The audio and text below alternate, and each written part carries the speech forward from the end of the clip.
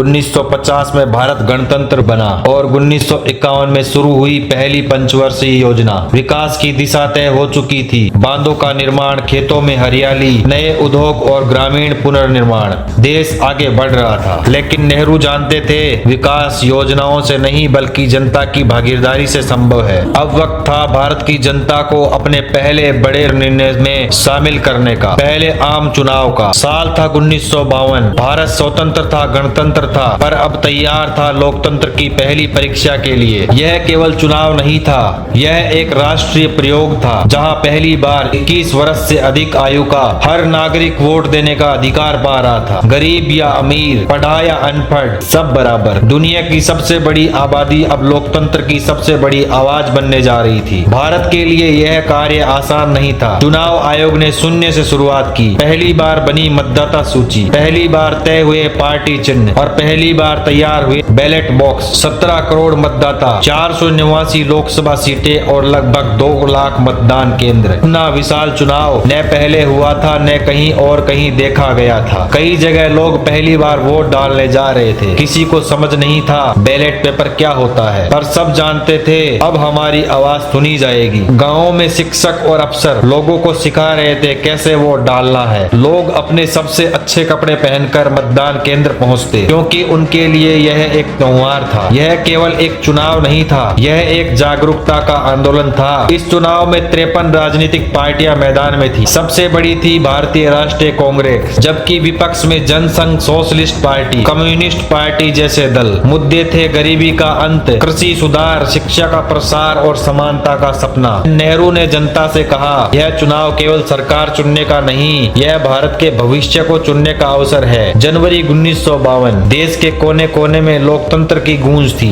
लोग खेतों से, पहाड़ों से, जंगलों से निकलकर मतदान केंद्रों की ओर बढ़ रहे थे। कई लोगों ने जीवन में पहली बार कलम पकड़ी, पहली बार अपनी इच्छा दर्ज की। जब वोट डाल रहे थे तो मानो हर अंगुली पर स्याही नहीं, आजादी की छाप लग रही थी। जब परिणाम आए, भारतीय राष्ट्रीय कांग्रेस को स्पष्ट बहुमत मिला। जवाहरलाल नेहरू भारत के पहले लोकतांत्रिक रूप से चुने गए प्रधानमंत्री बने। लेकिन असली जीत किसी पार्टी की नहीं, यह जीत थी जनता की चेतना की। एक ऐसा देश जो कल तक पराधीन था, अब अपनी दिशा तय कर रहा था। 1952 का चुनाव भारत के इतिहास में केवल एक घटना नहीं, प्रेरणा था। बहुत बहुत धन्यवाद।